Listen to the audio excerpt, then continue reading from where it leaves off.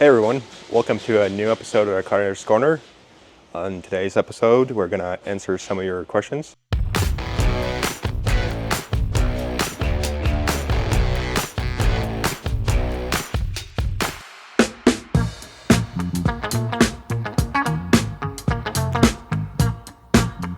I would say yeah. So we do want to keep a certain direction with our dies, as I'll show you. We have here is our full Seidel leather, and just going over it again real quick. So about from the front shoulder here to about half point here, going all the way back to the butt, that's our bend. Bend is considered to be the premium part of the side. So we want to utilize that as maximum as we can. Also, the way we place our dies is really crucial too. So we keep them vertical, so the stretch in lasting, so it goes over, easier over the toes, but it doesn't stretch out widthwise all that easily. Because the grain is going up and down. Correct. Yeah. And then we don't want to turn it horizontally to offset that grain direction. Same thing with the quarters. We're going to go as vertical as possible, and then we'll have the other side of that quarter just like this. So you can kind of get the idea that both quarters are vertical. They're both going to last the same. They're not going to get a weird like stretch where one side of the quarter is going over your leg or anything like that. And also, we want to stay 3.0 contact as much as possible for maximum yield. However, with different blemishes, sometimes there could be scars, there are break, cuts, bite marks. We have to avoid anything that compromises the top grain. We have to avoid. So yeah, and we basically go. So we would. So this would be the actually, if you break it down more, like this section about here is the, like, I would say almost like the filet mignon. That's where our vamps are gonna come out. Yeah. So after we get our vamps out, we focus on our quarters. We still stay in our bend, and we just finish it off. And then for all the smaller pieces, backstays, pull loops, heel counters. So once we get, so the quarters and the vamps are our primary parts for structure of a boot. Everything else, it just goes over it. So we could go down a little bit out of the band to get those parts.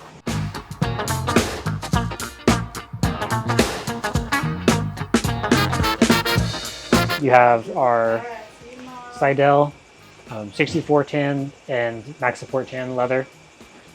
That's going to be your best option for anything that is heavy duty, work-wise, construction sites, on the farm, anything like that. A lot of our heritage leather comes from not Seidel, Horween.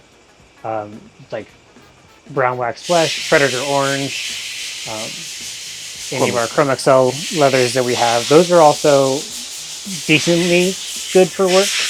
I'm a fan of Predator Orange and like Predator Steel, any of our Predator leathers for work-wise stuff, because it's not heavy duty, but it also will take a beating if it needs to. My boots, I've said before, are the Predator Steel. And then we have our Wickett Craig double stuff leathers. Those are definitely more geared towards a fancy dress boot, casual boot, anything like that. It's not going to take a beating as well. They will patina and look great in things like that. But with the, as far as taking a beating, they tend to scar and scratch and stuff like that.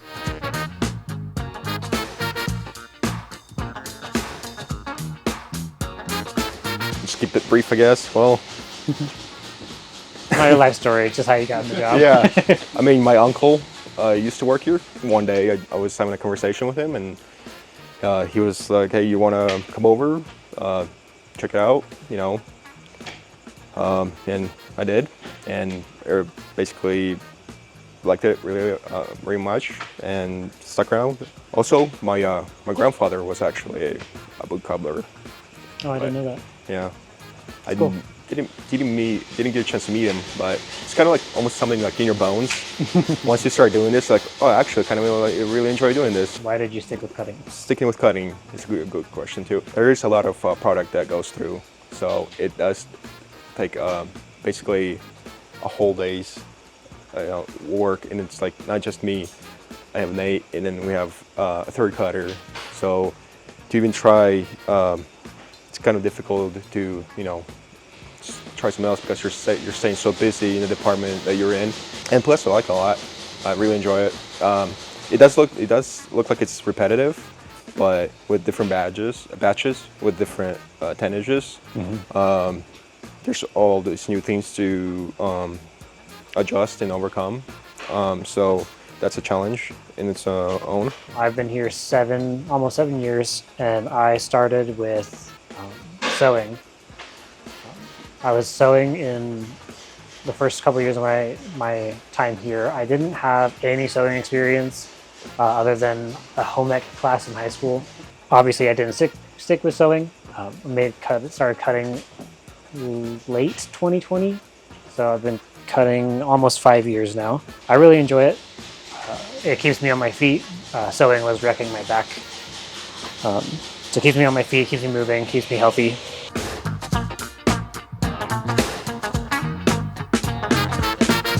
The Shackleton leathers are definitely more waterproof. They're tanned to be waterproof for that reason. Chrome XL, while still water resistant to some degree because of how waxy they are, doesn't do quite as good a job as Shackleton does. I would also say that the Shackleton is a slightly lighter weight as far as like literal pounds on your feet. Rather than like ounces of leather. There's still 6 to 7 ounces for Shackleton and Chrome XL. More supple, right? Definitely supple. Definitely able to to move and flex way easier. Feels like a more finer finished. Also, Chrome XL. Yeah. It feels to be more delicate when you're handling it. It's like Chrome XL plus. It's like just an extra step up from Chrome XL. So it would require an extra, extra care.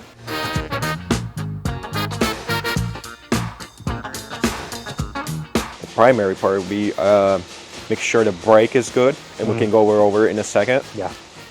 We also look for any discoloration, like heavily tie-dye or anything that looks uneven or spotty or kind of almost like a bleached look, if that makes any sense. And if how aggressive the characteristics are. So it could be, we're looking at scratches, scars, bug bites, all that stuff. So, but the break is be the most crucial part. Yeah. If the whole side of leather has bad break on it, it's not really usable. Good example of break would be this here. So as I flex it, you can see these crease marks, and that is the top grain coming off of that. You just imagine that, but throughout the whole side of leather. So one thing about also tannages, so if you have this on our work leather, we could use the flesh side, the rough out side, so we could use that for vamps. Depending on how much of the bad break there is on the grain side, you cannot do that on the Heritage because we don't use rough out on our Heritage. I'll allow you to. So this is a very good example of bad break. It's just everywhere, anywhere you pinch it. It's not supposed to be doing that. And the Cypress leathers, the Cypress tannage does crease up a little bit, just in the natural way that it is tanned. You'll get stuff like this all the time in that Cypress leather, but when it actually bunches together and stays like that, then that's the problem, and that's what we call break.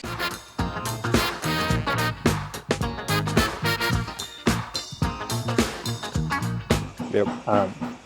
The way that we cut here, a mix is from the butt end of the hide to the neck end of the hide.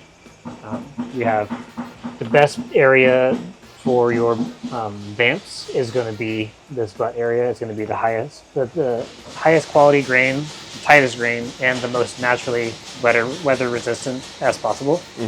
So the area that's going to get all the water that you step on, all the snow that you trudge through, is going to go through here. Till about here, it's going to be the best area. It starts to lean off a little bit as we get further down the neck, but anywhere at the top spine line of the hide is going to be the best area for it. When it comes to top face backstays pull loops, we like to just come up here right out of the neck. That's going to be any area that is, we're not worrying about those pieces being the best quality, because they are just a piece on top of the most important part of the boot. So being your uppers and the vamps and counters. The lower you go, the more porous they'll become. So that what I mentioned earlier, the band. So we go about down to here. Yeah, it's about kind of cutting it in thirds. Yeah. 2/3 of the way down, and then pretty much 2/3 of the way across. If you look at the flesh side here, we could still get quite a few rough out heel counters on this side.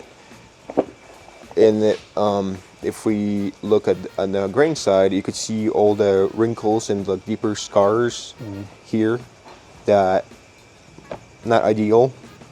I believe Seidel called them fat wrinkles. Fat wrinkles, for the cow. Like everything in the middle of the hide was fat wrinkles, and then neck wrinkles.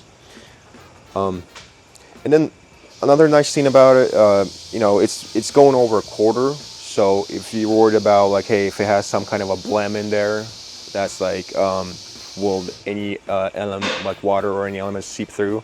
You still got a protection of a thick piece of counter, and then you got another piece of 8-ounce leather, so it still has to go through. But I mean, I wouldn't cut a piece of like compromised leather regardless, because I wanted the boots to be intact, like 100%, especially for cutting boots for like anybody that's been doing wildland and firefighting. Those guys are out there in the mountains fighting fires, going through streams, all kinds of terrain. You want that boot to be as sturdy as possible. So, but I'm just saying, if you do get a cut in your heel counter or your top grain cracks, and you're like, oh man, just keep in mind there's quite a bit of leather needs to go through to reach inside of the boot, which is you got 3 to 4 layers of leather at any given part on your boot. I mean, that's almost like 16 ounces basically of just the leather that we cut in. And not quite sure how thick that heel counter is, but the heel counter is, those internal heel counters are really thick.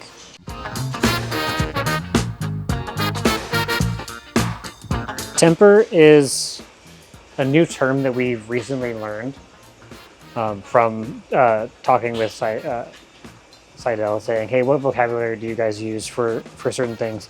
And temper is a term that they use for the pliability and the malleability of the leather.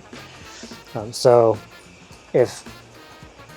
when we want a good soft temper, that's going to be mainly for lasting. It doesn't really affect our job other than maneuvering a hide throughout our area. But it's going to be how well that leather can stretch over the last and form the shape of your boot. So we don't want anything super sturdy. We don't want anything super soft. We want it to be medium. Also, overall it's easier to break in a pair of boots when it's medium. And it's also the leather has more give in lasting, so you're not breaking your wrists or your pliers trying to pull on it. It's it's that happy medium. A 64 mahogany will have a softer temper than a normal like Max Support black wood, and even then softer than is like Predator Orange or Brown Wax Flesh or any of our wax fleshes. Those are all going to get softer and softer. Yeah, for sure. Up until like the Wickett Craig leathers, I don't think their temper is pretty. Yeah, that's an interesting one. Our lasters tend to have problems with that leather. It's definitely really well oiled leather, but very stubborn leather. Yeah, too, it feels softer than it is. Yeah.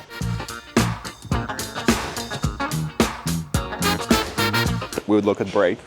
We would see how structural it is, as far as how break goes, color, and then temperament.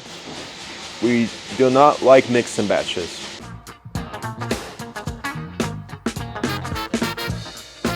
Something that we've done is we start taking sample pieces of batches of leather that we really like, and we will send it back to Seidel, Horween, Wickett Craig. Say, hey, we really like this. Keep this coming. Yeah. And they've been gracious enough to work with us and agree, like, hey, if you just send us what we were looking for, we can keep replicating that and make sure that you guys are well taken care of, so that we can get all of our tickets out. Yeah. And sometimes, we would be happy with a batch they send us, where it's like it's a good batch, but then the next batch that they ship us, it's even nicer. So we would take a new sample and keep that sample. So it's kind of like kind of upgrading the structure, and we're just kind of working between tanneries to make sure, like, we're just kind of like a reminder, like, just make sure we're staying on point with colors, temperaments, and all that stuff. So as far as when it comes to work leather, I would reject the side if the whole band is compromised. What I mean by that, it would be like it could be cuts, it could be scrapes, it could be stretch marks, it could be bad breaks. And if the rough outside is riddled with veins also, it's difficult to use both sides of this leather. So you're trying to find a solution, you go through, every step, and you can't really find a solution. There's no point of butchering the side of leather. So you don't want to just say, okay, there's one spot here, and I'm just gonna cut a single vamp out, and that's it. You're basically, and if you can't utilize the rest of the sides, you're basically wasting a piece of leather. Instances that we do reject a hide, even if it's not quite good enough for us, like let's say it's got a lot of bad break or something. Yep. We've been known to take small goods, several hides a week, and say, hey, here, we can't use it for boots, or we've done everything we can. Now you guys can use it for any small goods that you have. When it comes to heritage leather, and with heritage, we only use the grain side.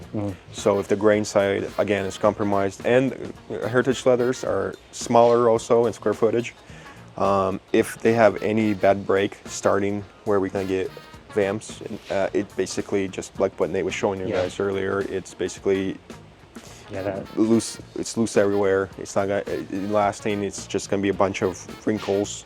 They're not gonna come out or iron out or anything like that. So we do the best we can to make the best looking pairs of boots. I always cut a pair of boots like I would be cutting it for myself. So hopefully that you guys are happy with what we've been producing. But Definitely. Yeah. Thank you for joining us for this episode of Cutter's Corner. Please subscribe, share, and like our video. Let us know in the comments if you have any questions that you'd like answered, and we'll go through and pull them. Yeah, we'll happily answer any questions you guys have. Have a good day.